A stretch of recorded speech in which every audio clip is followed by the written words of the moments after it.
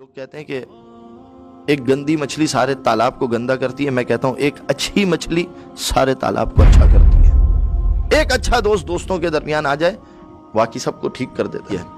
عبداللہ ابن جندب کے دو دوست ہیں, صفوان ابن یحییٰ بجلی کوفی, اور دوسرے دوست ہیں ان کے علی ابن نعمان.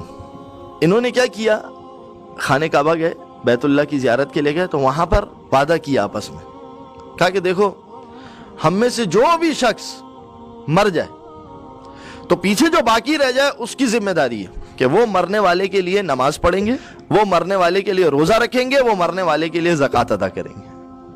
یہ بھی تو دوستی ہے.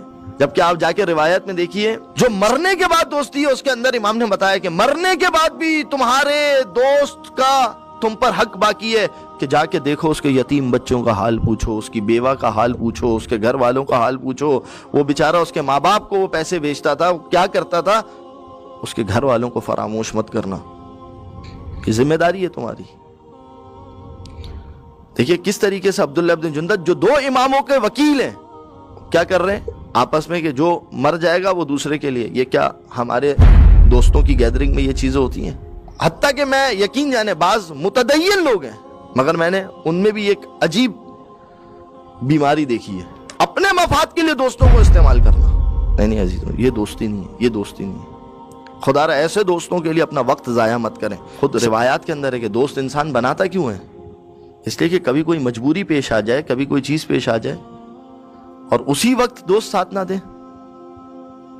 جس حد تک ہو سکتا ہے, لیکن دوسرے دوست کو بھی بہرحال بعض چیزوں کا خیال رکھنا چاہیے کہ دوست کے اوپر ہی اتنی مجبوری نہ ڈال دے, سمجھے اس کی بھی مجبوری کو اور اس کی کیفیت کو. علی ابن ابراہیم کہتے ہیں کہ میرے بابا نے مجھ سے یہ کہا کہ میں نے عرفہ میں موقف میں عبداللہ ابن جندب کو دیکھا, اور جتنا اچھا اس شخص کا وقوف تھا اور یہ شخص عبادت میں مشغول تھا, میں نے اس سے بہترین طریقے سے کسی کو عبادت کرتے ہوئے نہیں دیکھا. اب یہ جانتے ہیں کہ عبداللہ ابن جندب ہے کون, دو اماموں کے وکیل ہیں, معمولی چیز نہیں ہے.